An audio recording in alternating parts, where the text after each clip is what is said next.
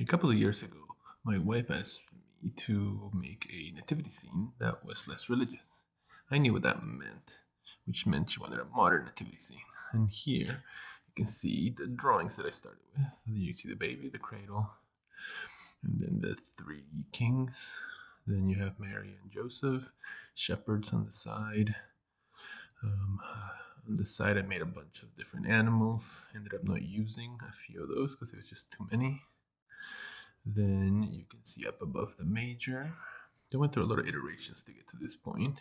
Here's the track. Now the track's important because this is where the pieces are going to fit in, hopefully give a sense of depth. So I take this AutoCAD drawings because that's where I feel comfortable drawing, then took it to Fusion. And I'm going to show you the whole modeling process because here you can see it's fairly just extruding them up, rounding some of the edges. The track I broke it up into pieces so that I could put it away easier and then peg them together. After that, I 3D printed all the pieces and then filled them with a spot putty and then started the sanding process. And sanding we did. This started with under grit and just sort of sanding a lot of the corners, the rounded edges, the flat sides to really try and work the spot putty out. Then moved over to this is about 200 grit and worked it all the way up to like 400. Right. Also did a little bit wet sanding that I didn't record. But after all the sanding, it was getting pretty smooth. I started with the buffing sticks, and these are mainly for nails. And here you can see the finishing ones, which have 4 different sides that you buff it with.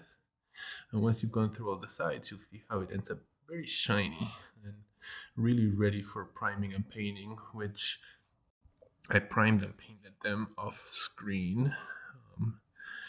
Here you'll see me just putting together the track. The track I just 3D printed and left it the black color that it was because that's what I wanted it to be anyways. Here you see the pegs going in that slot into each side.